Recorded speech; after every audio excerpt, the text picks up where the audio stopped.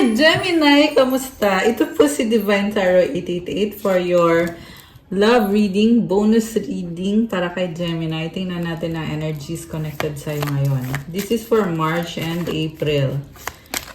Okay. So, ito na yung na-ready ko ng cards kanina.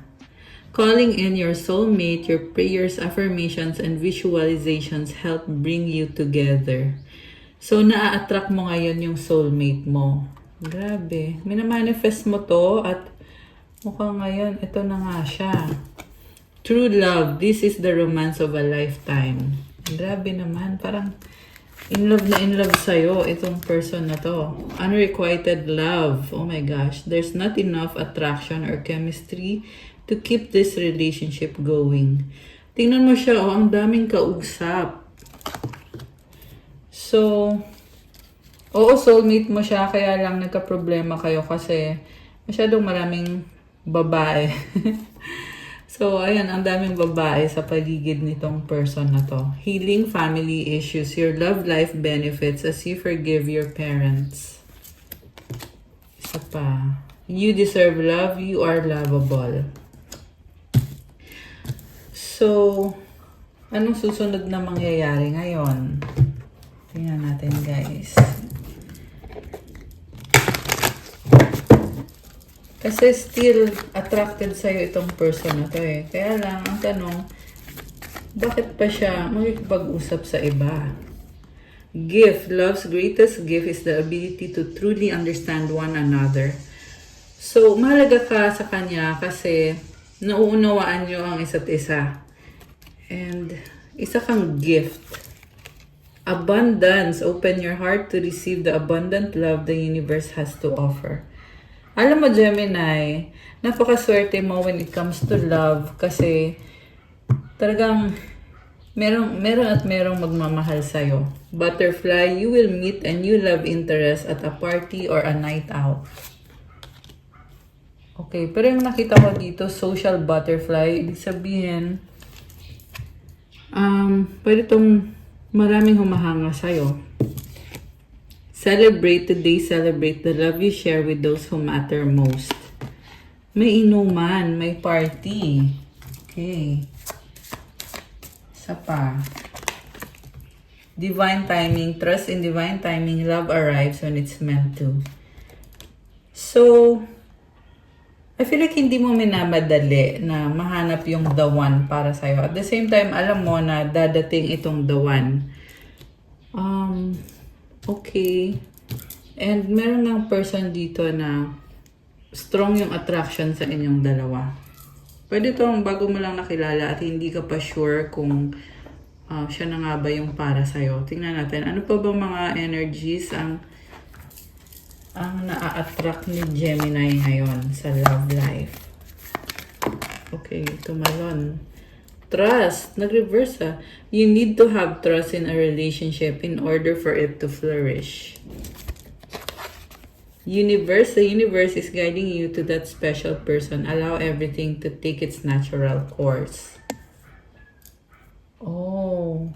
Alam mo, commitment yung nakikita ko dito, pero wag madaliin. Kasi everything has its natural course. May timeline yung mga bagay-bagay. Hindi mo pwede itong kontrolin itong sitwasyon na to or relationship na to. Past lives, we reunite with our loved ones over and over again. Okay, ang nakikita ko dito, nagkaroon kayo ng tampuhan, tapos magkakaayos kayo, tapos tampuhan ulit, tapos magkakaayos na naman. Recognition, the divine will help you recognize signs and miracles. Attraction, divine soul counterpart, attraction transcends superficiality. Okay. Anong mga mensahe ang gusto niyang sabihin sa'yo? Tingnan natin. Okay, wait lang. Ito. Mensahe galing sa person ni Gemini. I need you to make the first move. I long to be with you. Oh my gosh. Hinihintay ka nitong person na to. Please help me. I need it. I appreciate you. I want to talk to you. Oh my gosh. So, I feel like maraming nangyayari sa buhay mo ngayon, Gemini. May nakita din kasi akong family dito. So, mukhang meron ka ding pinagkakabisihan sa family mo. May mga family issues na inaayos. And, maraming ganap. Samantala, itong person na to ay gusto kanyang makausap. I hope you're okay. Ano pa? Ano pang sasabihin itong person na to? O yun lang ba? Eto. Let's forget the past. Ibig sabihin, gusto niya magsimula ulit. Na wag nang ungkatin yung nakaraan. Tapos na yon. Give me another chance. Grabe. Oh, I love you. Oh my gosh. So, the reason kung ba't siya manghihingi ng second chance ay dahil mahal ka niya, Gemini. Grabe. So, parang nag-aalala din sa'yo itong person na to. I need you to be away from me. Oh my gosh, bakit? I reread our old conversation. I want to be with you. Okay, pwedeng sa past naghiwalay kayo. Tapos, nag-isip-isip siya kasi nabasa niya yung mga dati niyong conversation at gusto kanya makasama ngayon. Okay, ano pa? O pwede din ikaw yun na nasaktan ka kaya ayaw mo siyang makita or makausap. Challenges, obstacles. I need you. I hate you. Oh my gosh, I cry at night. Grabe, merong umiiyak. May galit. You make me happy. Parang love-hate relationship. Yung kind of relationship na nag-aaway kayo tapos nagkakaayos kayo ulit. Parang ang intense. So, tingnan natin from the tarot deck. Okay, alisin ko muna tong mga cards na to, guys. Ayan. Okay. So, Gemini, tingnan natin.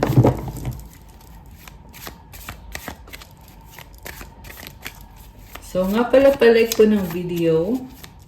Comment kung nanonood kayo, kung nagre-resonate ba or kung hindi man nagre-resonate.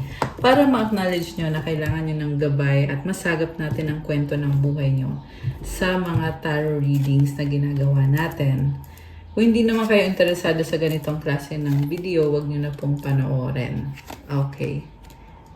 So, Gemini. Yung unang card dito is the Knight of Rods. Oh, grabe. Gusto niya mag-reach out sa'yo. Very passionate. Sa bottom of the deck, Page of Rods. Parang nahihiya.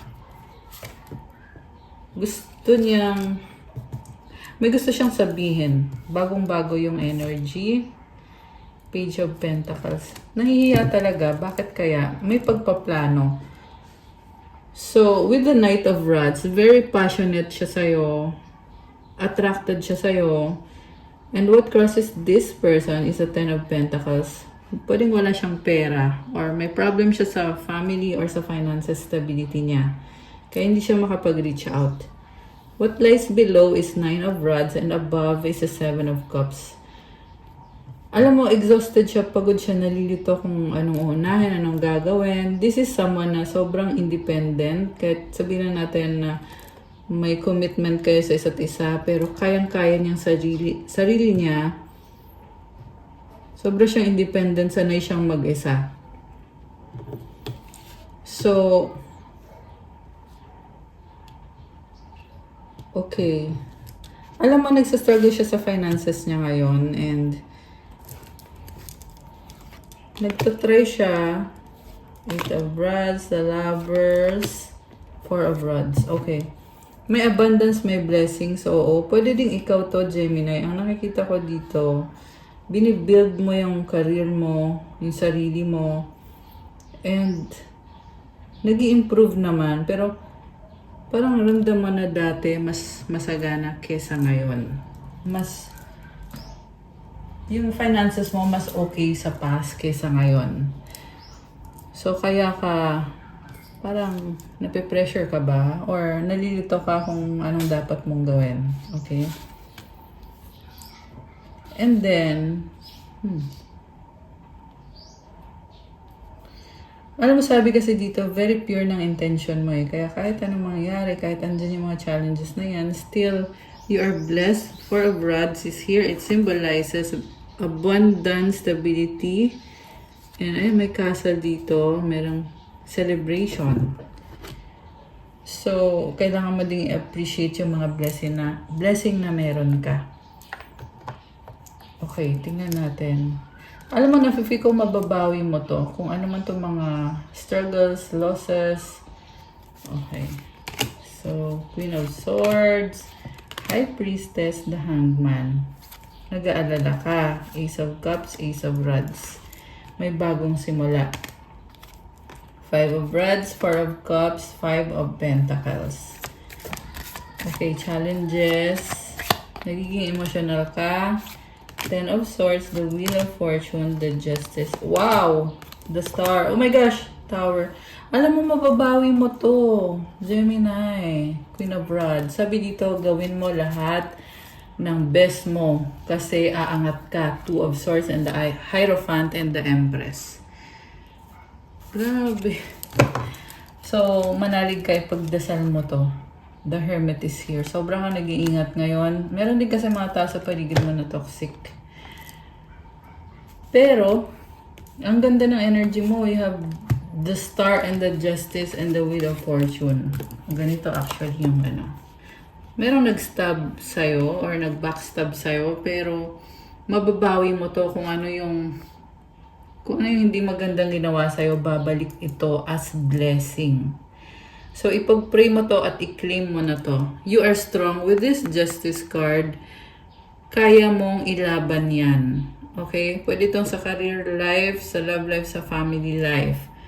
Ito namang Wheel of Fortune, it symbolizes growth and forward movement, luck, and expansion. Star is about wish granted and manifestation. Grabe naman. Okay. Napaka-pure kasi ng puso mo at ng intention mo. Okay? So, may person dito. Tingnan natin. Seven of Swords. Oh, parang burdened ka. Knight of Cups. Oh. May person dito na, wow, gusto ka niya eh. Sa totoo lang, Two of Cups and the Emperor. Siya din yung tutulong sa'yo. Itong person na to na feeling mo siya yung nag-cause ng problema. Six of Cups and the Six of Swords. And the King of Rods. Mabait naman tong person na to. Tinalikuran ka niya pero babalik siya. Gusto niya mag-try ulit at mag-reconcile kayo. Two of Swords and the Page of Swords. Natatakot din siya. Okay? I don't know kung anong kinakatakot niya. Hierophant. Pero masyado kasing serious itong person na to in a sense na very spiritual siya eh. Okay, pero magta-try siya ulit, namimiss ka niya, mahal ka pa rin niya. Ayan o, Emperor. Baka matagal na kayo hindi nag-uusap. Pwede din to, may nakita ko dito na magkaiba kayo ng lahi or foreigner. Or magkaiba kayo ng ugali. Pwede rin. Six of Rods and the Ten of Cups. Oh, wow. So, victory na hindi mo inaasahan. Ten of Cups is dreams, ambitions, happiness. The Empress is here sa bottom of the deck. Three of Swords, Five of Swords, the Queen of Cups, King of Swords. So, I feel like kailangan mong kumalma. Kasi parang nag-aalala ka. Pero sinasabi ni Universe sa'yo na tinutulungan ka at binibless ka. Okay, tingnan natin. Ano bang mga mensahe galing sa mga angels mo? Gamitin ko yung aking oracle cards na ito. Okay. For Gemini. Okay. Transformation, Archangel Zadkiel. Thank you, Zadkiel, for supporting me to transform my past challenges.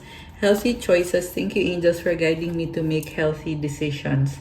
So, Gemini, may pagbabago ngayon sa energy mo, may transformation. So, kailangan maging mas healthy ka ngayon, hindi lang sa pagkain mo, but sa isip mo, sa mga ginagawa mo.